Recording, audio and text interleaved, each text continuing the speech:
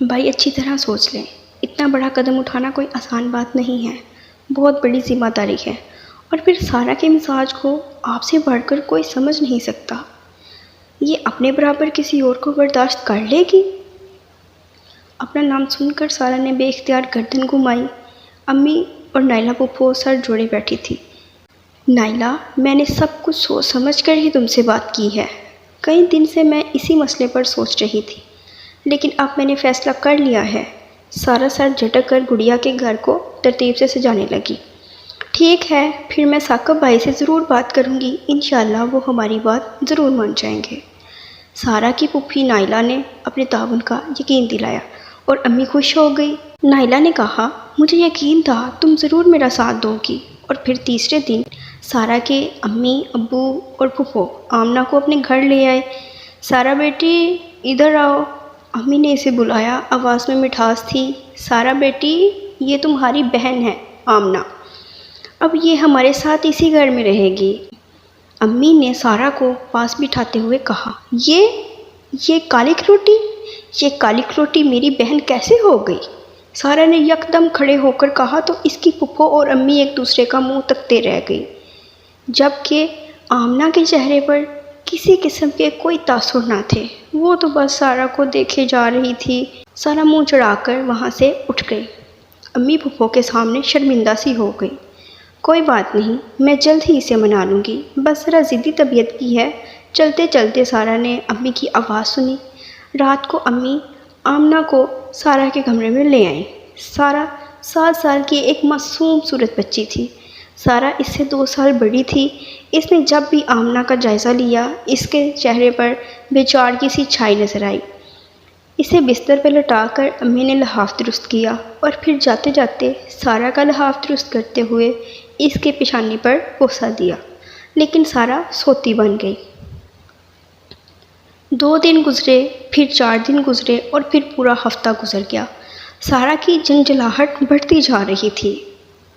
امی آمنہ کو اپنے ساتھ باتوں میں لگائے رکھتی۔ آمنہ چھوٹے چھوٹے کام کرنے لگی تھی۔ اسے گھر کی ہر چیز کا پتہ چل چکا تھا۔ جب سارا اسکول سے گھر آتی تو آمنہ اس کا بیگ اٹھا کر مقررہ جگہ پر رکھتی، پھر اس کے جوتے جو یہ بے ترتیب انداز سے رکھ دیتی تھی ان کو ترتیب لگا کر رکھ دیتی۔ سارا کو اسکول کے لیے تیار ہوتے ہوئے وہ شوق سے دیکھتی۔ سارا کے 5ویں کے امتحان ہو جائیں تو آمنہ کو بھی 3ری جماعت میں داخلہ کروا دیں گے۔ ایک دن سارا کی امی نے اپنے شوہر سے کہا اور وہ ہاں میں سر ہلاتے ہوئے باہر نکل گئے۔ یہ سنا تو سارا جل کر رہ گئی۔ یہ چڑیل میرے ساتھ اسکول پڑھے گی؟ آمنہ کے ابو کسی بیماری میں مبتلا ہو کر سال بھر پہلے چل بسے تھے اور چند دن پہلے اس کی امی بھی فوت ہو گئی تھی۔ یہ 4 بہن بھائی تھے جنہیں رشتہ داروں نے آپس میں بانٹ لیا تھا۔ آمنہ کو سارا کی امی لے آئی تھی۔ سارا سوچتی رہتی کہ اگر وہ یتیم تھی تو اس میں میرا کیا قصور؟ اس چڑیل نے آ کر میری امی پر قبضہ کر لیا تھا، امی کی محبت میں حصہ دار بن گئی تھی۔ اس منفی سوچ کے باعث نالائق، احمق ہو تم، کہتے ساتھ ہی ایک تماچا سارا نے آمنہ کے منہ پر گھا دیا۔ اس کی آنکھیں آنسوں سے بھر گئی اور چپکے چپکے رونے لگی۔ تماچے کی آواز باورچی خانے تک پہنچی تھی، اس لیے امی فوراً ہی نکل آئیں۔ میں اسے پڑھا رہی ہوں مگر کوئی بات اس کی سمجھ میں نہیں آتی، سارا نے اپنا بچاؤ کرتے ہوئے بہانہ کیا۔ امی نے سسکیاں لیتی آمنہ کو خود سے چمٹا لیا اور سارا پر نظریں گاڑ دیں۔ میری نیکی یوں ضائع نہ کرو سارا۔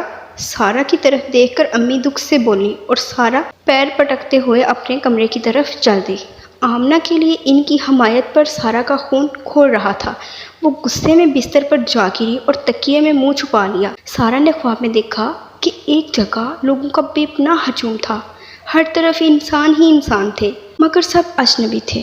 نہ سارا کو کسی کی پہچان تھی اور نہ کسی کو سارا کی۔ وہ ایک ایک کا منہ دیکھ رہی تھی کہ کوئی اپنا نظر آئے، لیکن کسی کو سارا سے کوئی غرض نہ تھا۔ وہ گھبرانے لگی۔ اسی ہجوم میں سارا امی ابو کی تلاش کرنے لگی، کبھی کسی کے پیچھے بھاگتی اور کبھی کسی کو آواز دیتی۔ قریب جا کر دیکھتی تو اس کی امی ہوتی نہ ابو۔ وقت گزرنے کے ساتھ ساتھ سارا کی پریشانی بڑھتی جا رہی تھی۔ سب کے ہوتے ہوئے بھی تنہا ہونے کا احساس پریشان کر رہا تھا۔ امی امی کہاں ہیں؟ امی کہاں ہیں آپ؟ ابو جی کہاں ہیں؟ سارہ روتے ہوئے چلائی۔ امی، ابو، کیا ہوا میری بچی سارہ؟ سارہ بیٹی، ہم سب یہی ہیں تمہارے پاس۔ امی ابو پاس کھڑے تھے۔ نیند میں ڈر گئی ہے، امی نے اسے اپنی گود میں اٹھاتے ہوئے کہا۔ سارہ خواب کے اثر سے باہر آئی تو اس نے آمنہ کو اپنے بستر پر بیٹھے پایا۔ وہ سارہ کو ہمدردی سے دیکھ رہی تھی، جیسے خواب میں ڈری ہوئی سارہ پر اسے ترس آ رہا ہو۔ آمنہ خاموش تھی، مگر ایسا لگ رہا تھا جیسے وہ سارہ کو تسلی دینا چاہتی ہو۔ سارہ نے اشارے سے اسے اپنے پاس بلایا اور محبت سے اس کا ہاتھ تھام لیا۔ اپنوں سے بچھڑنے کا غم کیا ہوتا ہے، اس خواب نے اسے سمجھا دیا تھا۔ امید ہے کہ آج کی ویڈیو آپ کو اچھی لگی ہوگی۔ Please like, comment, share and subscribe my YouTube channel for more videos. Thank you.